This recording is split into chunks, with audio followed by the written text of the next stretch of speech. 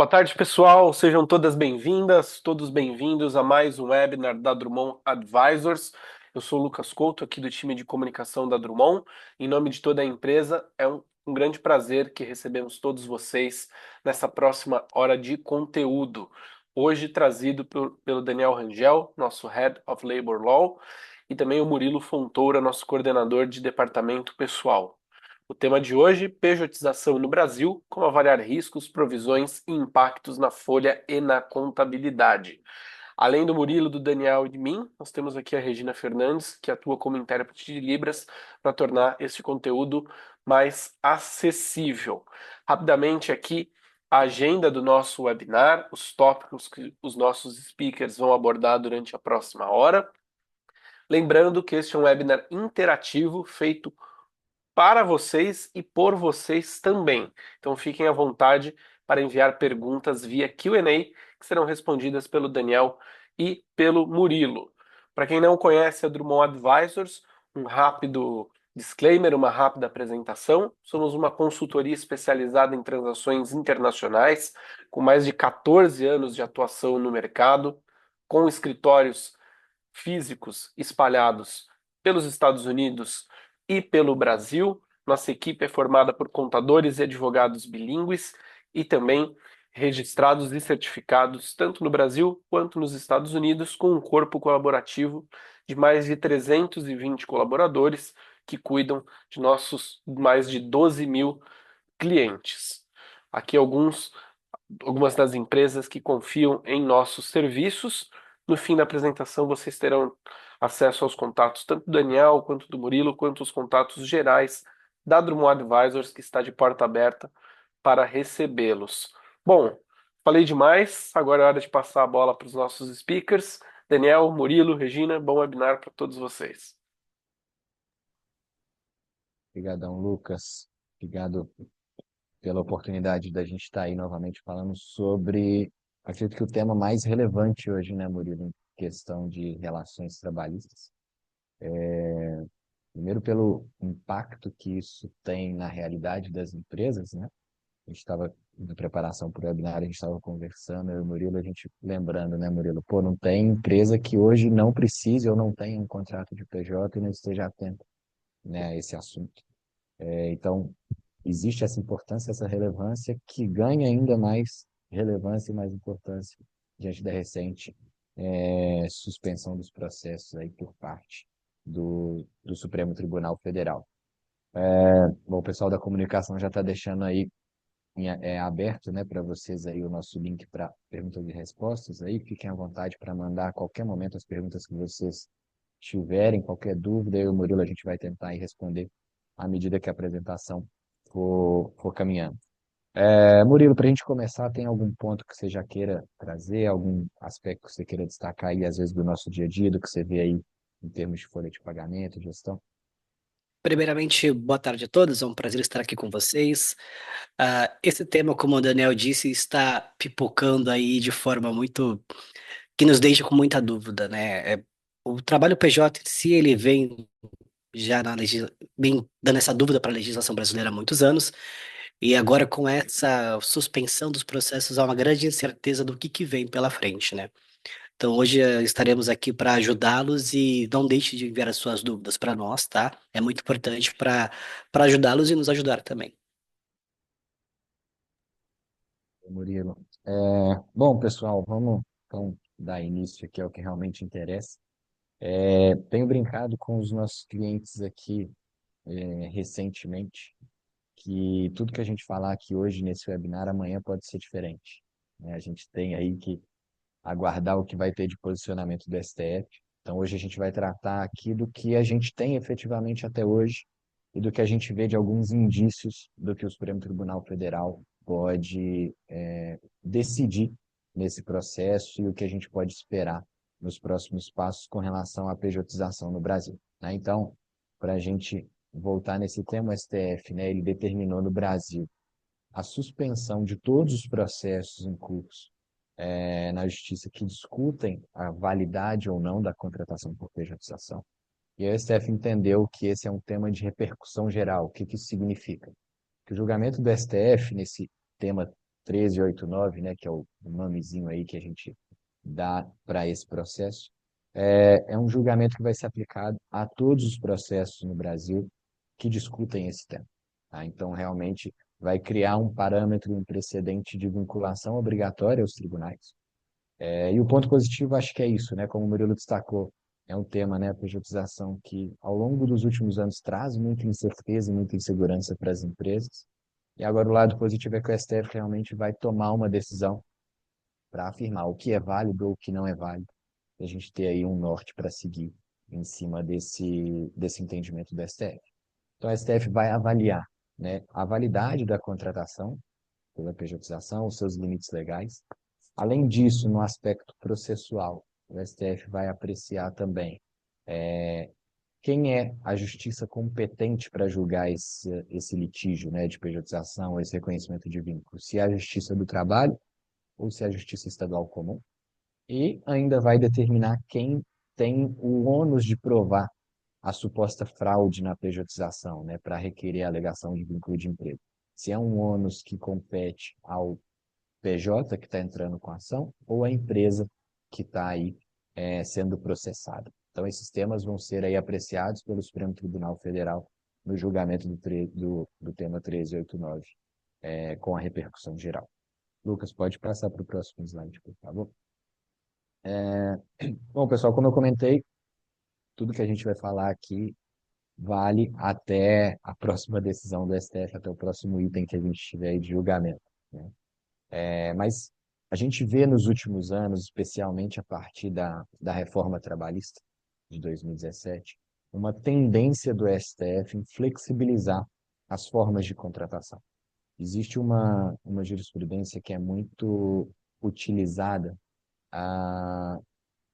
hoje nos processos trabalhistas, quando o ministro Barroso ele diz o seguinte, que a Constituição Federal no Brasil ela não determina um único regime de contratação, que seria a CLT. Existe a liberdade das partes contratualmente estabelecerem um tipo de vínculo diferente, e a pejotização é um desse tipo de vínculo. Mas existem parâmetros, né? Então a liberdade de contratação ela não é absoluta. E a gente precisa de entrar no tópico mais importante na minha visão, que diz respeito à subordinação. Geralmente, quando o STF analisa os processos, a própria Justiça do Trabalho, ou né, o Tribunal Superior do Trabalho em Brasília, na análise dos processos, esse item da subordinação é um item importantíssimo na apreciação mesmo do processo. Para esclarecer só esse ponto, o que seria, né, a subordinação? É o fato de o PJ estar subordinado às regras da empresa, a uma estrutura empresarial. Então, ele está ali submetido a um tipo de registro de ponto, ele está inserido numa circunstância de benefícios que são ofertados naturalmente para contratações de CLT. Então, se ele recebe 13º, se ele tem férias remuneradas de 30 dias, recebe aí outros benefícios adicionais, vale alimentação, vale refeição. Então, tudo isso acaba indicando no curso do processo que existe de fato uma subordinação. E esse é um item que é a principal diferença que existe para reconhecimento de vínculo de emprego ou o não reconhecimento de vínculo de emprego. E aí, como um contraponto à subordinação, a gente entra na questão da autonomia. Quando existe um contrato de prestação de serviços, é importante que o prestador de serviço, esse PJ, ele tenha autonomia na execução do serviço. Eu gosto de fazer um paralelo com a contratação mesmo de serviços aqui da Drummond, né? Então, se a gente está, vocês, enquanto nossos clientes, nossos parceiros, fazem a contratação dos nossos serviços jurídicos, por exemplo, né, para a gente apresentar um parecer, cuidar de um contrato específico, algum item nesse sentido, existe uma autonomia técnica no trabalho desempenhado pela Drummond, né? A gente não está subordinado a registrar horário enquanto presta serviço para você. Óbvio que são prestações de serviço diferentes, mas o mais próximo possível que a gente conseguir aproximar de uma autonomia nessa relação que eu mencionei para vocês é o que seria o ideal, para que a gente tenha uma segurança jurídica melhor, mais constituída, mais consolidada e que traga dentro desse contrato de prestação de serviços, elementos que são suficientes a demonstrar que não existe um tipo de vínculo de emprego. E os contratos costumam ser, na minha visão, o grande problema, né, Murilo, desse tipo de relação. Não sei como que você vê isso também na parte de gestão de departamento Sim, sim, pessoal. nós recebemos alguns contratos para validar cálculos rescisórios de PJ. Vamos dizer assim, hoje o PJ, alguns contratos passam por nós, outros não. E os que não passam por nós, nós ficamos com uma certa dúvida, assim. O PJ, ele é um CLT em alguns casos. Então, a gente sempre tem visto que alguns clientes, algumas empresas, eles não seguem essa questão que é muito importante, que é o indício de subordinação. Então, um PJ com plano de saúde, PJ com vale-refeição, com vale-combustível. Então, nós temos visto muito impactos, né? Então, é muito importante se atentar a estes pontos. Ô, Murilo. É, o contrato, pessoal, é exatamente o elemento de prova mais importante que a gente tem dentro de um processo trabalhista de pejotização, para afastar de vez o vínculo de emprego ou para acabar trazendo uma dificuldade ainda maior com relação ao reconhecimento de vínculo, né? Muitos dos questionamentos que chegam para a gente com relação à parte contratual diz respeito, mas como que eu vou controlar que ele está efetivamente, né, prestando serviço? Como que eu vou saber que ele não está à toa? A estratégia precisa de ser contratual, estabelecer dentro do contrato cronogramas de entrega, cronograma de serviço, né, estabelecer contratualmente a obrigação de entrega desse PJ, muito mais vinculada ao resultado do que efetivamente às horas trabalhadas, né, às horas prestadas.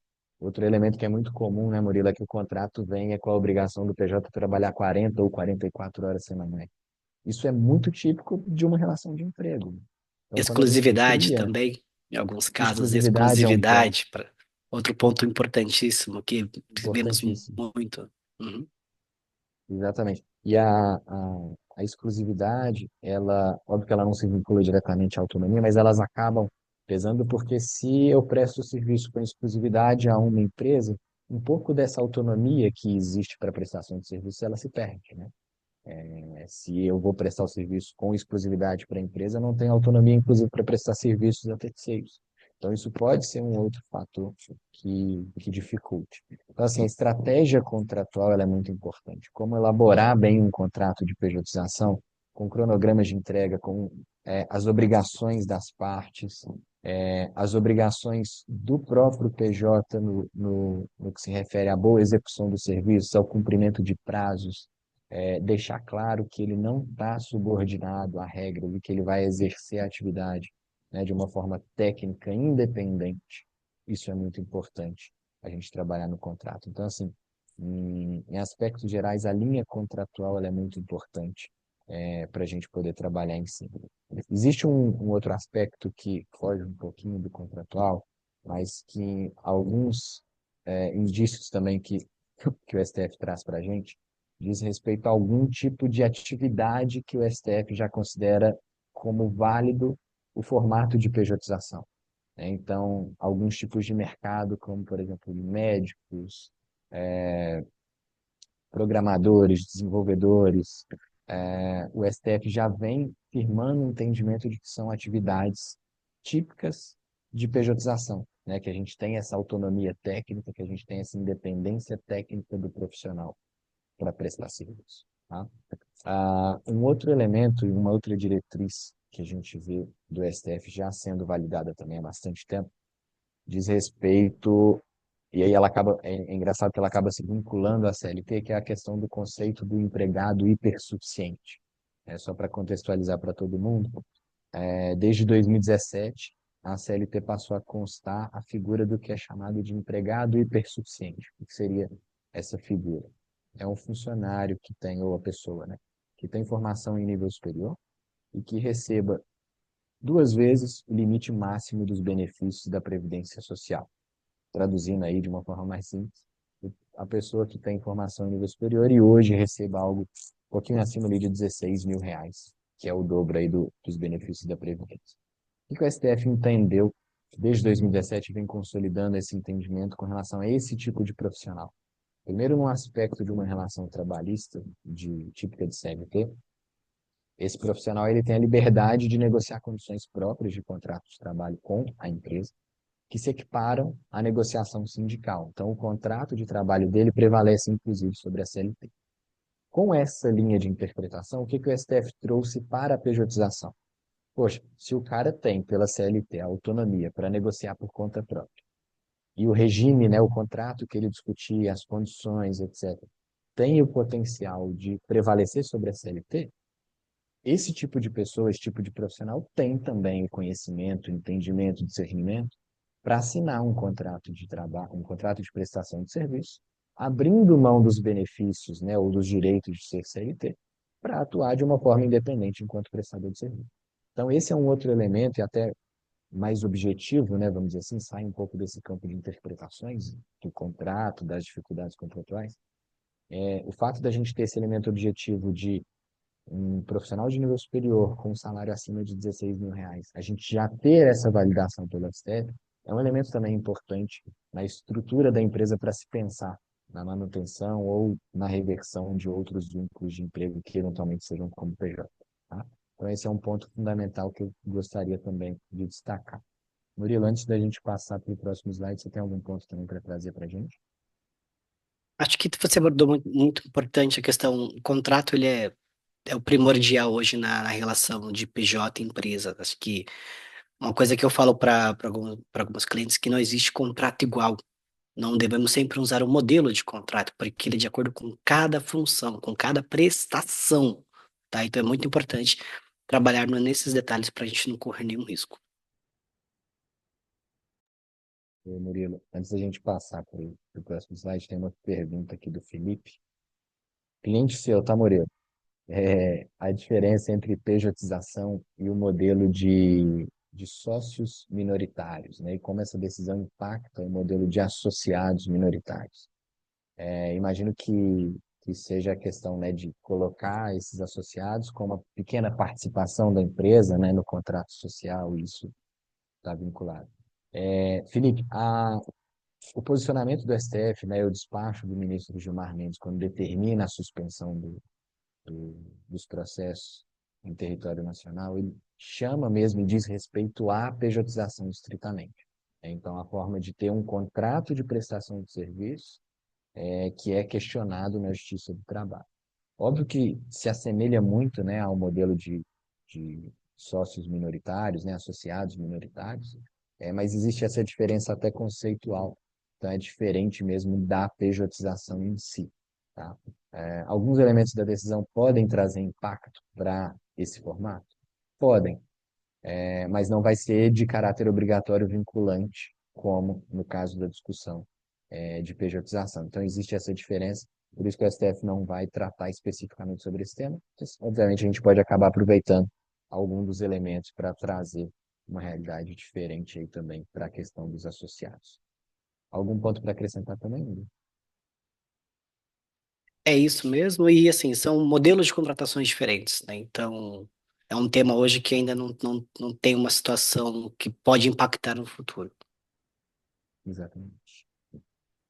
Lucas, bora para o próximo slide, meu cara.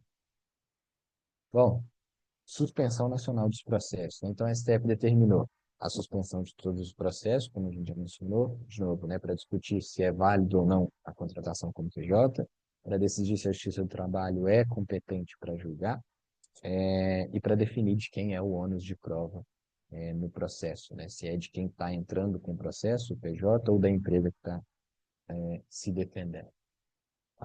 E um dos maiores questionamentos que eu recebo aqui dos nossos clientes é: Daniel, tem um processo meu que está em curso, que a gente está, que saiu uma decisão, a Justiça do Trabalho condenando a empresa e etc. O que que eu faço?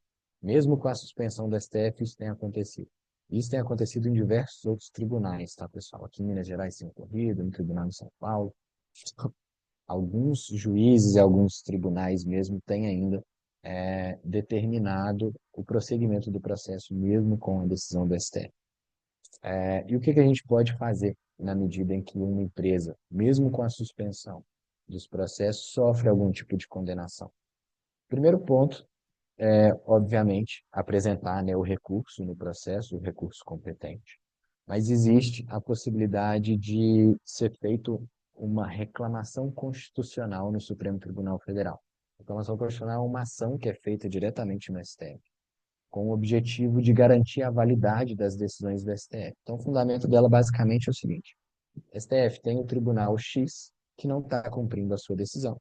Eu preciso que ela seja cumprida porque está gerando um prejuízo muito grande para a minha empresa. A gente tem de pagar para recorrer na Justiça do Trabalho, é um custo elevado, etc. E está sendo descumprida a decisão do STF. O que que o STF tem decidido nas últimas reclamações que foram julgadas aí, pelo menos nos últimos 15, 20 dias? O STF tem determinado a suspensão do processo, naturalmente, na maioria dos casos, tem negado o vínculo de emprego já de imediato, mas suspendendo o andamento, determinando a suspensão do processo, até, obviamente, que o Supremo Tribunal se posicione finalmente com o julgamento do tema 389 sobre a pejotização, a validade ou não. Então, o passo é, elaborar o recurso competente no processo que está em curso e providenciar uma reclamação constitucional no Supremo Tribunal Federal questionando essas decisões. O Supremo Tribunal Federal tem julgado, então, as reclamações constitucionais e determinado a suspensão do processo até o posicionamento final do STF. Bom, Lucas, próximo slide, por favor. Pessoal, fiquem à vontade aí para mandar também as perguntas que vocês tiverem, os questionamentos, tá? Para a gente poder esclarecer todos os pontos aí que eventualmente vocês tiverem de dúvidas e pontos aí que não, eventualmente não fiquem claros. Se quiserem trazer algum tipo de exemplo também, fiquem à vontade. É, Murilo, a Val levantou a mão. Val, fica à vontade para poder mandar o seu questionamento aqui no chat, está aberto, e tem um campinho aí de Q&A também. Pode redigir para a gente que a gente responde o seu questionamento, tá bom? Murilo, a gente falou um pouquinho sobre contratos, né, também, que é o ponto principal na questão da periodização. Agora falando sobre boas práticas. Ah, em termos aí de gestão e de departamento pessoal, acaba que entra muito na questão também da subordinação, né? Queria saber um pouquinho de você, o que que você vê também mais no dia a dia sobre essa parte da subordinação, o que que você identifica como um problema também no dia a dia aí com relação a essa temática. São pontos que temos acompanhado aqui, que estava falando com o Daniel, que quase que toda empresa, quase todas as empresas hoje possuem um prestador de serviço, né? Alguns, infelizmente, com caráter contratual de pejotização e outros, de fato, como prestadores de serviço. Hoje temos visto que, por questão de custo, por questão de toda a morosidade nacional em relação à tributação, algumas empresas acabam optando por esse tipo de situação e ela impacta diretamente no custo da empresa. Então, hoje temos visto vagas, por exemplo, que seria vaga para analistas, vagas para até para supervisores de algumas empresas que sabemos que tem caráter de subordinado, que são pessoas que têm horário de trabalho, alguma questão de benefício. Então, temos visto bastante situações assim, muito impactantes hoje. Ô, Murilo, a questão das vagas é realmente muito delicada, né, cara? É. Se a gente já lança ali na vaga que vai ter o benefício X, Y, Uhum. Z, a gente acaba trazendo algum item que realmente eventualmente possa prejudicar a análise futura, né, em termos de processo. Então, assim, boas práticas para pejotização, né? Ah, um, um, um case que eu costumo trazer de alguns clientes que a gente tem aqui. A gente tem cliente que tem 60, 70 prestadores de serviço e todos são PJ. E a gente não tem processo trabalhista. Por que que funciona para um, por que que não funciona para outro? Existem elementos tanto contratuais, como também uma análise de mercado, né? Por exemplo, um mercado aí de programadores, desenvolvedores, era um mercado com menos processos, né? Em termos de mercado, tinha muita oferta de vaga, o cara sai de uma empresa, vai para outra bem rápido, então acaba que não tinha muito processo. Hoje, como a gente sabe que as vagas para esse tipo, né, de vaga de desenvolvedor, né, de programação e tudo, elas já estão um pouco mais concorridas, né? A gente vê as empresas de tecnologia diminuindo a oferta de vaga e tudo. A gente começa a notar que esse tipo de perfil de profissional também está começando a entrar com algumas ações trabalhistas. E isso precisa da gente reforçar a segurança nos contratos. Porque há 5, 6 anos atrás, que estava super tranquilo, a gente sabe que tem programador e desenvolvedor que, né, recebe o valor da nota fiscal, mas como o Murilo colocou, recebe vale alimentação, vale refeição, vale combustível, Gympass, não sei o quê, um monte de outros benefícios, né, que naturalmente são típicos de um regime de trabalho, né, de um regime CLT. Então, esse momento em que o STF determinou a suspensão dos processos, que a gente sabe que, ok, se tiver um processo ele vai ser suspenso e o STF vai se posicionar, é um momento que eu tenho, né, provocado os nossos clientes para vamos parar, avaliar como está o nosso contrato, como está a nossa forma de trabalho, para a gente identificar se a gente está fazendo correto, se a gente fez algum ajuste contratual, algum ajuste na forma como a gente está conduzindo a relação também com os PJs, para a gente entender se está caminhando num sentido de ter mais riscos ou não, se a gente está realmente no sentido de estar ok até aqui com relação a riscos trabalhistas, né? Então, boas práticas para pejotização, como a gente já falou, envolvem aí um contrato bem redigido, com as cláusulas bem claras, e principalmente o aspecto da autonomia, pessoal, e principalmente a autonomia técnica. O profissional que presta serviço, ele precisa de ter autonomia técnica para desempenhar o trabalho dele. Evitar a subordinação direta, horários fixos e vínculos hierárquicos. Sobre a questão dos horários fixos, é sempre um questionamento que surge, que é o seguinte: a minha empresa a gente não tem a obrigação do PJ registrar horário, mas ele precisa de lançar as horas que ele executou no projeto. Então a gente precisa de entender como colocar isso no contrato de trabalho, né? No contrato de prestação de serviço. Não adianta você exigir que o PJ trabalhe 40 horas semanais no contrato e falar, mas eu não faço o controle de horas, né? A gente precisa de entender qual a melhor construção contratual para esse cenário. A gente teve aqui recentemente uma ação trabalhista em que a Drummond assessorou o cliente no processo de pejotização em que um dos elementos que eram discutidos era exatamente isso. A pessoa que entrou com a ação trabalhista dizia que tinha o horário fixo, que tinha o registro de ponto, e que ela tinha que apontar, né, as horas que ela trabalhava. E o cuidado que a gente teve, o contrato já tinha sido escrito anteriormente, o cuidado que a gente teve foi de mostrar no processo que, na verdade, não era isso. Por que que a empresa precisa que o PJ lance as horas? Porque ela precisa de faturar do cliente de acordo com as horas que a equipe lança. Então, a gente teve que demonstrar isso para o juiz, vincular os lançamentos de horas à nota fiscal que foi cobrada do cliente, para demonstrar que efetivamente era um lançamento de horas cobradas do cliente e não um controle de jornada.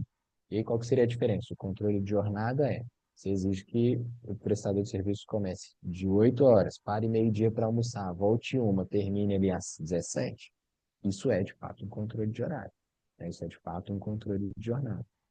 E ainda você coloca no contrato um regime, né, em que exige pelo menos 40 horas semanais de serviço, isso fica muito claro que existe uma subordinação, que existe a exigência de contratos fixos, de horários fixos. Então, a gente precisa de pensar muito bem na estruturação da redação do contrato para deixar isso bem claro e diferenciar essa questão dos horários fixos.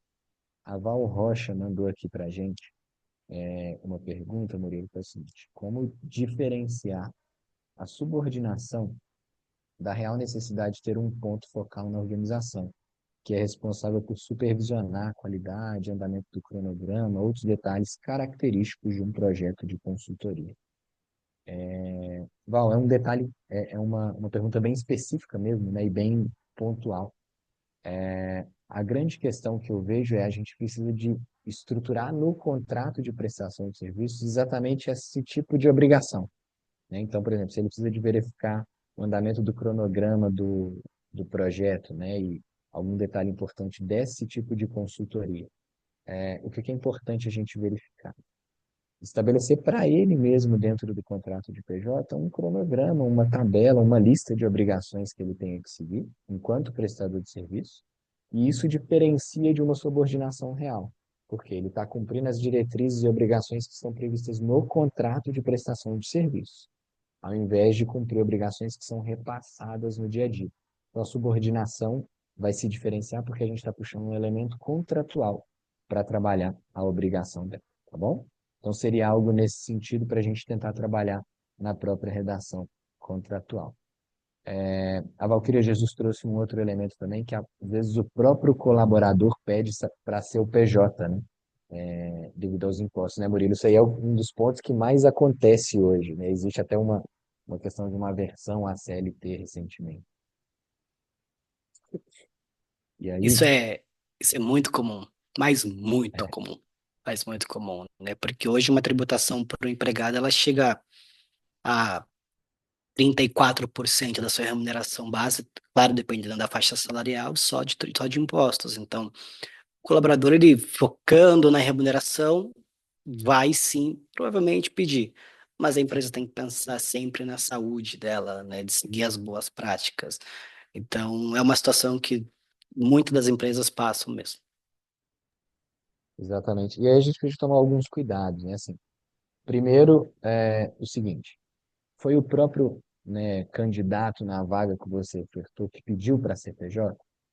Então a gente pode pegar um documento, às vezes escrito por ele mesmo, e dizer, olha, eu não quero ser contratado como CLT, eu estou escolhendo ser contratado como prestador de serviços. E ainda assim a gente ter os cuidados na elaboração do contrato, que a gente já tem mencionando, e lembrar também desse critério de hipersuficiente que a gente trouxe também anteriormente, que é um critério objetivo e que fica mais fácil da gente trabalhar e da gente utilizar para ter mais segurança jurídica na relação com os PJs.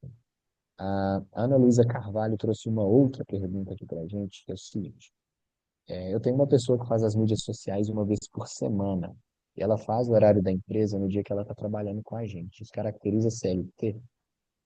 Ana, a princípio, eu não vejo como a caracterização como CLT, exatamente pela ausência de uma habitualidade, né, na prestação de serviço. Ela vai prestar serviço uma vez na semana. A gente tem um entendimento aí dos tribunais de que a habitualidade seria a partir de 3 vezes na semana, já potencialmente caracterizaria um vínculo, né? Por mais que ela trabalhe ali, tipo, 8 horas, né, na empresa, no dia que ela vai, o fato de trabalhar uma vez na semana é muito mais um projeto de freelancer do que realmente uma subordinação, um vínculo como CLT, etc. Então, o potencial para caracterizar vínculo seria bem menor. Mas a gente também, óbvio, precisa de analisar contratualmente se existiria algum outro tipo de risco também, né, para a gente poder pontuar de uma forma melhor. Algum ponto a acrescentar, Murilo? Com isso? Não, perfeito. Isso. Boa. Ana Fernandes também trouxe um outro ponto, e esse ponto eu gosto muito de destacar, que é o seguinte: o contrato de PJ poderia ser firmado com um contrato por prazo indeterminado. Esse é um elemento muito importante. O que que a gente tem? Contrato por prazo indeterminado no direito brasileiro é o contrato de trabalho, tipicamente. Você faz um contrato com a Drummond, seu contrato vai ter uma duração específica, até a execução do serviço, ou se você tem um contrato de duração mais longa da mesma forma. Você vai contratar um engenheiro para construir um prédio, vai ter um prazo específico, etc. Então, todos os contratos realmente por prazo indeterminado, eles tipicamente são contratos de trabalho. Então, na nossa visão, Ana, a gente entende que um contrato de PJ deveria ser firmado por um período determinado, 12 meses, por exemplo, podendo ser renovado. Qual que é a importância até da gente poder renovar? Você aproveitar esse momento de renovação para eventualmente fazer algum ajuste no contrato para melhorar, como a gente sabe, as decisões no Brasil mudam do dia para a noite, então é importante você aproveitar esses momentos de renovação contratual para alterar alguma disposição do contrato. E para deixar muito claro que é um contrato que vai ter uma duração e que você pode ou não renovar o seu contrato. Além desse elemento de que contratos indeterminados tipicamente são contratos de trabalho. Existiu um julgamento no STF que foi julgado pelo ministro Zanin, em que ele diz o seguinte, que no contrato que foi analisado, estava previsto exatamente que o contrato era de 12 meses, podendo ser renovado a critério das partes. Então, ele utilizou esse elemento para dizer o seguinte, pô, ele não tem uma garantia ali de que é um contrato indeterminado como um contrato CLT.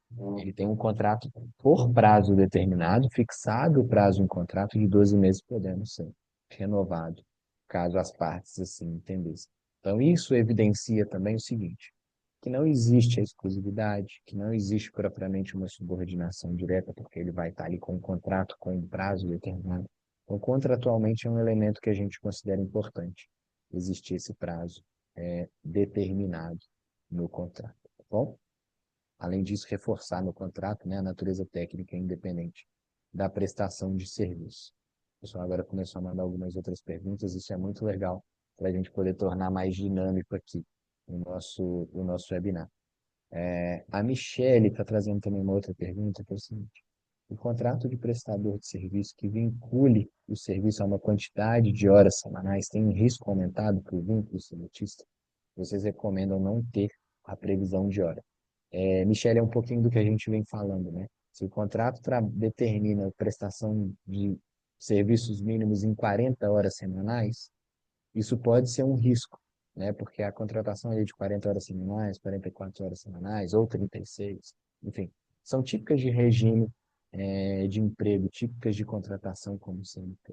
Então, a ideia é que a gente desvincule ao máximo de horas no contrato, né? E a gente tem aí o objetivo de trabalhar num cronograma de entrega, né? Se você precisa, ele vincula o serviço a uma determinada quantidade de horas. Se você precisa que ele entregue para você o serviço em até X tempo, coloque um cronograma dentro do contrato, porque ao invés de você ter uma obrigação de carga horária, você traz uma obrigação contratual, e aí tira um pouco desse elemento que potencialmente acaba criando um risco trabalhista maior.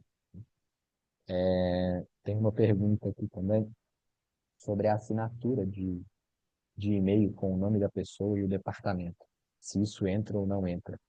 Essa é uma pergunta engraçada, Murilo, porque é o seguinte, antes da reforma trabalhista, né, o fato de constar na assinatura de e-mail o nome da pessoa, o cargo que ela ocupa na empresa, isso na Justiça do Trabalho era assim, fato. A empresa seria condenada a pagar as verbas como se fosse uma contratação CLT. Hoje, esse tipo de elemento, ele precisa de ter outros aspectos para ser suficiente a ter uma condenação, né? Então, o nome da empresa ali, o nome do departamento na assinatura do e-mail, aliado a um regime de horário que ele precisa de cumprir, etc., potencialmente traz elementos para reconhecimento de vínculo.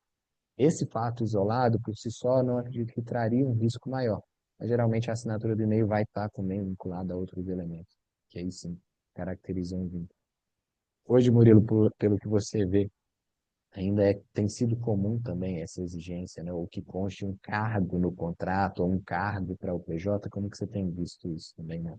Nos Hoje seus contratos? hoje o que nós temos visto quando os clientes nos procuram nós vinculamos uma prestação do serviço à área, não um cargo específico. Então, consultor em recursos humanos, por exemplo, falando da minha área. Então, nós não falamos que a pessoa é exatamente uma analista de departamento pessoal, por exemplo. Então, nós sempre indicamos a não vincular um cargo específico, porque o consultor ele pode trabalhar em diversos campos dentro do mesmo departamento. Ele pode nos ajudar, auxiliar a empresa em mais opções ali. Então, nós sempre indicamos a não e fazer essa situação. Muito bom, Murilo. A Ellen trouxe uma outra pergunta também, no aspecto das ações, né, trabalhistas. Como que a gente enxerga quando a ação trabalhista vem em função de uma denúncia no Ministério Público do Trabalho que instaura uma ação civil pública para analisar os contratos de PJ, né, no cenário atual de suspensão?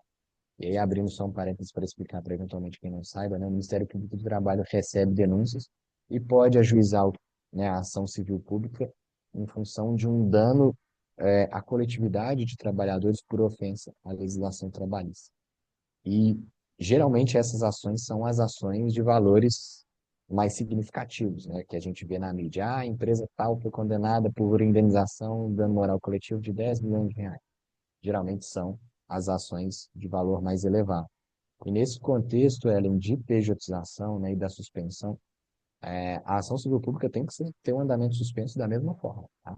Se eventualmente o tribunal, né, tem dado prosseguimento a essa ação civil pública, volto a dizer aquilo que a gente trabalhou lá atrás, né? Se teve alguma decisão, apresentar um recurso no processo, mas a empresa tem a possibilidade de apresentar a reclamação constitucional no Supremo Tribunal Federal, porque todas as ações que discutem a pejotização, independente se é ajuizada pelo João, pela Silvia, pela Ana ou pelo Ministério Público do Trabalho, elas precisam ser suspensas, tá? A decisão do Supremo Tribunal Federal não fez distinção ao tipo de ação. Então, cabe a reclamação constitucional também para a gente suspender o andamento desse tipo de ação. A Marciane fez uma pergunta, Murilo, que é o seguinte: como funciona a licença maternidade para prestador de serviço e quais são os direitos? A gente entra naquela questão dos direitos que acabam sendo confundidos, né? Você quer responder Ah, isso para a gente? falando-se em licença maternidade, o PJ ele não tem direito como empresa. O PJ, caso a pessoa detentora da empresa tenha contribuído com o INSS, ela pode solicitar diretamente à Previdência o auxílio maternidade pelo período de 120 dias, 4 meses. O INSS faz as consultas, se considerar a questão de pagamento, ela tem direito ao valor ali determinado, tá? Pode ser de um salário mínimo ou pode ser mais, variando do período de contribuição em valores. Mas falando de PJ, não tem licença maternidade, correto, Daniel? Isso mesmo. Como você falou, ele pode requerer algum benefício, né, Uhum. previdenciário, caso ele faça a contribuição, mas o benefício de ter estabilidade, né, que a gente traz para a CLT, tudo isso, interrupção, inclusive, da prestação de serviços, né, durante o período de licença, isso aí não teria, porque realmente é um benefício que é direcionado para a CLT. E aí, Marcelo, é importante, se a empresa estabelece, né, ou combinou que teria uma licença no período, né, que estivesse grávida, alguma coisa nesse sentido, é um risco trabalhista muito significativo, que a gente traz um benefício que realmente é exclusivo para contratos via CLT. Maurício trouxe uma outra dúvida aqui também para a gente. Se uma pessoa física, né, contratando ali um PJ, também está sujeita a encargos trabalhistas caso o serviço, né, possa indicar também um regime como CLT. Maurício, da mesma forma, a diferença é que poderia ser enquadrado como um empregador doméstico, né, dependendo da natureza do serviço, não, como um empregado comum, né? Murilo, teria alguma obrigação diferente aí por ser um empregador doméstico em termos de alíquotas, em termos de tributos, que seria ele eventualmente diferenciado? Olha, se a pergunta foi relacionada a empregador doméstico, hoje o custo para se manter um empregado doméstico ele é baixo comparado a um funcionário CLT padrão. Hoje o social doméstico ele tem uma vantagem para as pessoas físicas que decidam contratar. A tributação ela é menor, o custo para o PF ele é menor, sabe? Então, hoje, caso contrate um doméstico como PJ, o risco ele é muito grande, tá? Então, a recomendação sempre que, caso for relacionado a doméstico, que acesse o social digital, social, que é bem mais simples e mais econômico para a pessoa física. Boa, Murilo. Dando continuidade aqui, a Ellen perguntou sobre a ação civil pública, né? Se o inquérito também deveria ser suspenso. O Gilmar Mendes fala no despacho dele de suspensão de processos trabalhistas. Então, o inquérito, né, que é um procedimento prévio à instauração da ação civil pública, via de regra, vai correr normalmente, né? Mas depois, para ser instaurada a ação civil pública, o processo realmente tem que ser finalizado. O Maurício que fez a pergunta, né, sobre a questão de uma pessoa física contratada como PJ, pergunta sobre a questão de uma empresa internacional contratar um PJ. E aqui a gente trata muito disso, né, Murilo? Muitos dos nossos clientes são empresas multinacionais sobre a contratação como PJ. Maurício, esse é um elemento importante, que é o seguinte: a- o contrato, né, feito como uma entidade internacional, vamos pegar aqui os Estados Unidos, que é onde a gente tem mais familiaridade, ele teria ali a a legislação americana como uma legislação que vai reger o contrato. Só que se a prestação de serviços é executada diretamente no Brasil, existe a possibilidade, pelas normas de direito internacional, de ser atraída à legislação trabalhista brasileira. Então, por mais que seja uma entidade internacional, contratando um PJ, existe a possibilidade dela ser acionada na justiça brasileira para responder uma ação trabalhista sobre pejotização. Tá bom? Lucas, a gente tem mais algumas perguntas, mas para a gente não atrasar muito no horário, vamos passar para o próximo slide também, para a gente poder seguir avançando no nosso webinar, até porque o Murilo tem que falar um pouquinho para a gente também sobre a parte de provisionamento e tudo, né? E aí, a gente entra nessa parte de analisar risco e passivo trabalhista, né? Primeiro ponto, né, Murilo? Quando tem uma ação trabalhista, as verbas são calculadas referente aos últimos 5 anos e entram os direitos, né, pedidos pelo PJ, que seriam aí 13º, férias, FGTS, INSS. Podem existir multas determinadas pela Justiça do Trabalho, juros, correção monetária e honorários advocatícios, dependendo aí, óbvio, do reconhecimento de vínculo. A gente veio fazer aí o nosso provisionamento contábil, né, e avaliar o risco nos próximos trimestres aí, para a empresa analisar qual que é de fato o risco que ela tem hoje dentro da sua estrutura. Você quer falar um pouquinho mais para a gente desse provisionamento, desses cálculos, Murilo? Sim, sim. Hoje, a empresa que tem muito PJ trabalhando, nós sempre recomendamos. Inclusive para as empresas que possuem um contrato perfeito, tem sim que fazer esse reconhecimento do possível passivo trabalhista. Nós classificamos em baixo, médio e alto, tá? Então, para a empresa ter um número do que ela pode vir ter no futuro, tá? Então, para todos os nossos clientes que possuem PJ, nós sempre os instruímos, olha, devemos conciliar na contabilidade estes valores. Porque por mais que a pessoa está comigo há muitos anos, ela nunca deu um problema em casos de PJ recorrente.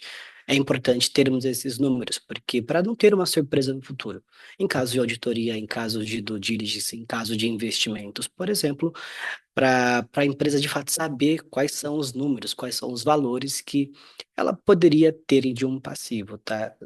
Importante. Não é que reconhecer isso vai impactar de fato no seu balanço, no seu número, mas é importante você ter esta informação para controle, tá? É, Lucas, pode Boa, passar para o Murilo. Pode próximo passar. slide, por favor? Aqui eu fiz um cálculo simples de três valores de PJ, para vocês terem uma noção do risco tributário do que seria uma contratação de PJ hoje recorrente, um PJ funcionário, vamos dizer assim.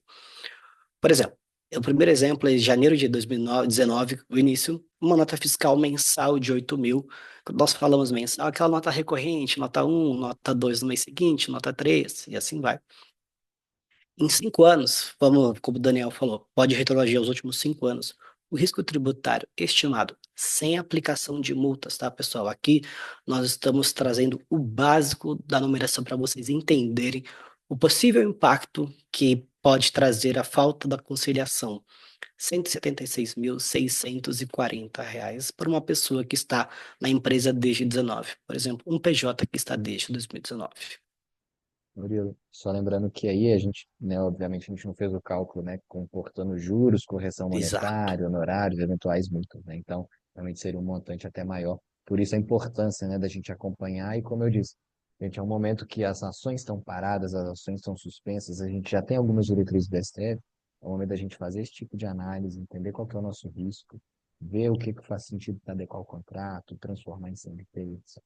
Desculpa te interromper, Murilo, dá Não, sequência. imagina, sem problema, obrigado. O próximo exemplo, pode passar para o próximo, Lucas, por favor? Uma pessoa que iniciou, um PJ que iniciou em fevereiro de 23, o risco apenas trabalhista de encargos patronais, vamos dizer assim, um pouco mais de R$ 90.000. Lucas, o próximo, por favor.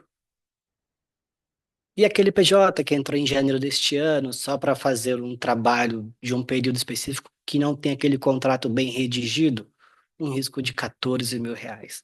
Então, como o Daniel havia dito lá atrás, é muito, muito importante termos um contrato muito bem estabelecido para não termos ou para conseguir mitigar os riscos, né? Sabemos que a nossa legislação brasileira é um pouco complicada, essa mudança que está referente a esse congelamento das ações será importante para o que podemos ter pela frente, mas não podemos só contar com isso. Então, como o Daniel disse, é hora de revisitar os nossos processos, revisitar os nossos contratos, ver a necessidade de mantê-los ou se vale a pena já trazer para um processo CLT. Sabemos que o custo é maior para a empresa, sabemos que para o prestador, mudando para CLT, o rendimento líquido é menor, mas temos que trabalhar dentro da legislação para mitigar o risco da companhia. Então, é muito importante isso.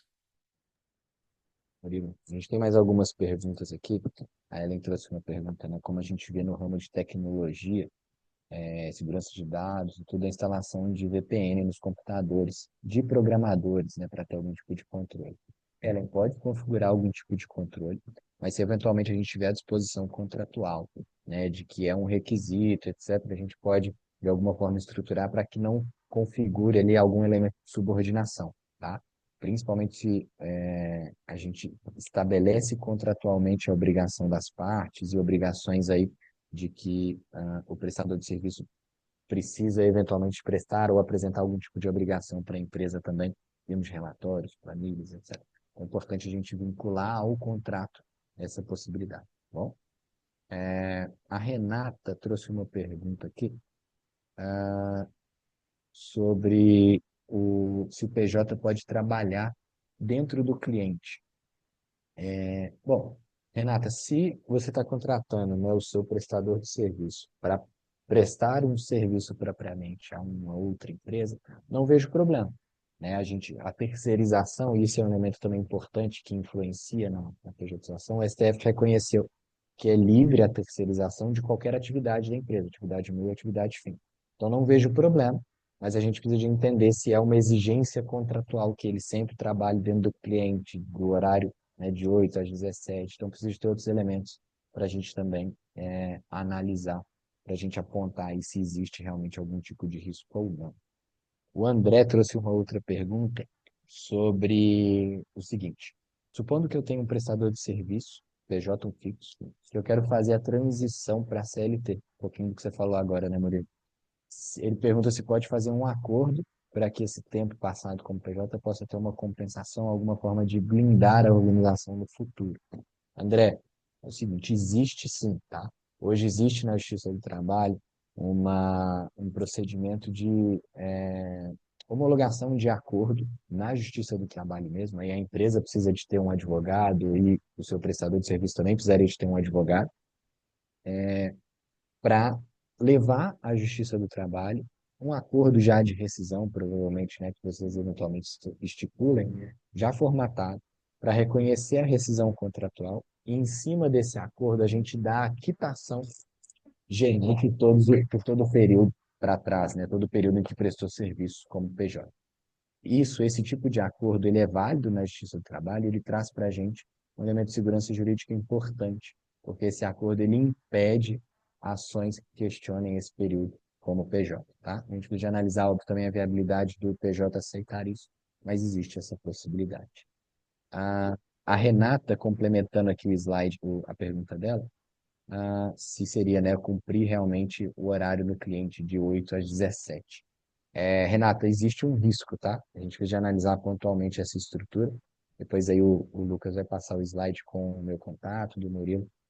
Se você se sentir à vontade, por favor, nos chame aqui para a gente poder analisar especificamente esse ponto para a gente tratar. Pessoal, a gente está caminhando para o finalzinho do nosso webinar. E aí o Lucas deixou aqui para a gente um guia que a gente elaborou aqui na nossa consultoria trabalhista, o planejamento trabalhista empresarial, só para gastar um pouquinho aqui e falar para vocês o como que a gente enxerga a parte trabalhista, né? É muito comum a gente falar de planejamento tributário, aproveitar a legislação tributária para pagar menos impostos, né, menos tributos, etc. A gente traz o conceito de planejamento tributário também para a parte trabalhista.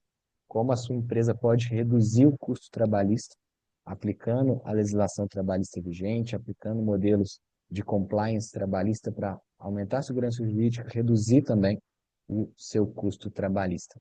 O Lucas está passando aqui o nosso contato no chat, para vocês poderem fazer contato com a gente. Tem mais algumas perguntas aqui, Murilo, para a gente poder responder também.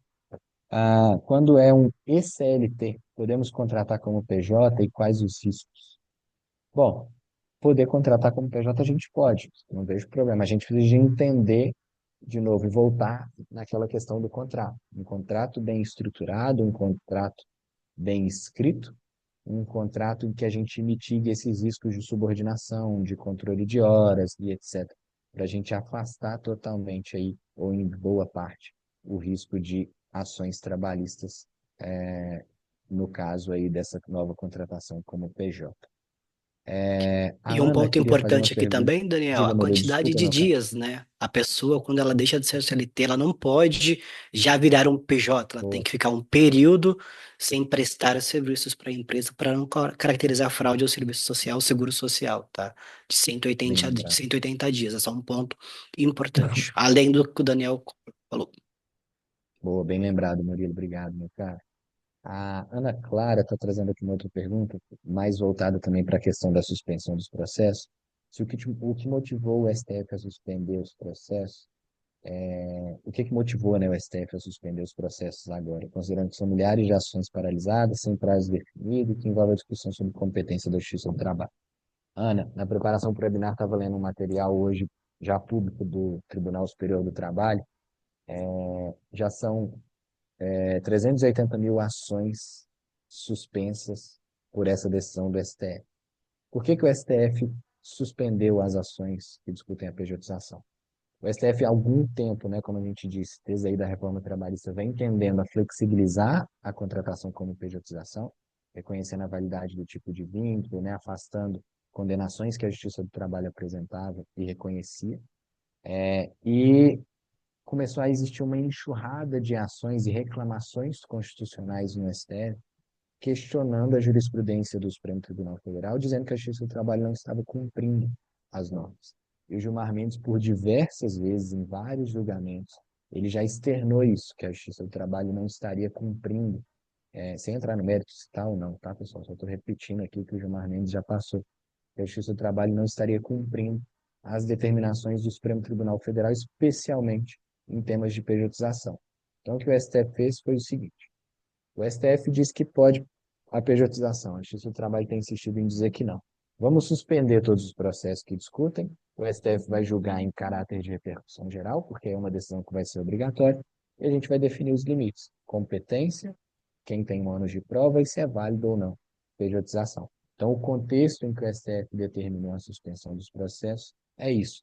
Vejo como positivo, porque vai pelo menos trazer realmente, né, segurança jurídica de que vai ter um posicionamento, a gente sai um pouco da insegurança que o Murilo passou anteriormente, né, para a gente de alguns anos, a gente já vem enfrentando isso. A Justiça do Trabalho reconhece o vínculo, o STF caça o vínculo, então isso gera uma instabilidade muito grande. Então, um ponto positivo é o STF definir, né, em caráter de repercussão geral, as questões sobre pejotização. Murilo, a gente está aqui caminhando para o final, não temos mais perguntas. Queria saber se você tem algum recadinho especial para deixar também para o pessoal sobre esse tema, algum outro tema, algum outro assunto importante também. Obrigado, pessoal, pela participação e presença de todos. É muito importante que, apesar de ser muito custo para a empresa, é importante sempre seguir ao máximo o que determina a legislação trabalhista, tá? Ah, então é importante que, às vezes, um custo maior para você é um investimento, tá? Não entenda como uma validação dos seus contratos. É importante para no futuro você não ter um risco trabalhista em seu balanço, como foi passado ali, sabe? É muito importante seguir o que a legislação traz para vocês, porque empresa que segue a legislação, ela tem um futuro mais saudável, tá? Apesar de um custo maior, talvez, aquilo ali, mas não trate como um custo, trate como um investimento. Ô, Murilo. Pessoal, reforçando isso que o Murilo disse, né? A gente tem aí caminhos para trazer mais segurança jurídica, né? Então, assim, não vamos tentar realmente um funcionário que é de fato um CLT, trate como CLT. Se a gente quer trazer como PJ, a gente trate como PJ. Senão a gente vai realmente trazer um passivo trabalhista significativo para a empresa. Né? E aí, é muito caro ter CLT, você procura a gente na Drummond para a gente trazer alternativas para você, né? Tentar reduzir o risco, reduzir o custo trabalhista e reduzir o risco também nos casos de pejotização, né? No caso da sua empresa aí que tenha contratos atualmente como PJ.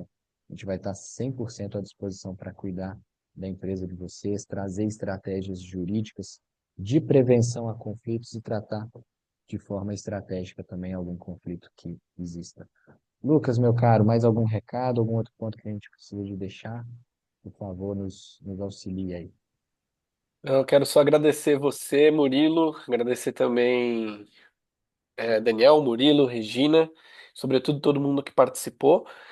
Amanhã essa apresentação, né, esse webinar ficará gravado no nosso YouTube, @Drummond Advisors. Então, todo mundo que quiser acompanhar novamente ou tirar alguma dúvida do conteúdo vai ter acesso. Vocês vão receber o link no e-mail de vocês, para vocês que se inscreveram. Quero agradecer a todo mundo e pedir a todos e todas que estão aqui seguir @Drummond Advisors nas redes sociais. Obrigadão, pessoal. Tchau, pessoal. Boa noite. Valeu, pessoal. Obrigado. Boa noite.